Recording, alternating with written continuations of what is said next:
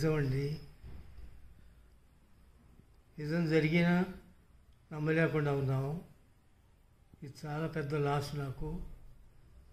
బాలసుబ్రహ్మణ్యం పోయినప్పుడేమో కుడి భుజం రాలిపోయింది అనుకున్నాను. ఇప్పుడు ఇతను పోయిన తర్వాత ఎడమ భుజం కూడా పోయింది.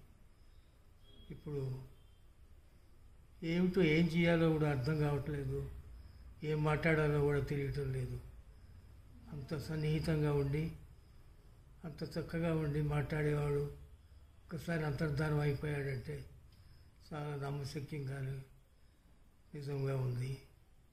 ఇది ప్రస్తుతానికి ఇంతకంటే నేనేం మాట్లాడలేదు. వాళ్ళ ఫ్యామిలీకి వాళ్ళందరికీ కూడా మనశ్శాంతి కలగాలని, ఆత్మకి మనశ్శాంతి కలగాలని ప్రార్థిస్తూ నేను ఇంతతో విరమిస్తున్నాను. ఇది చాలా చెప్పలేని ఒక సిచ్యుయేషను. అందుకని ఇంతతో నేను మాట్లాడలేకుండా ఉన్నాను. నన్ను క్షమించాలి.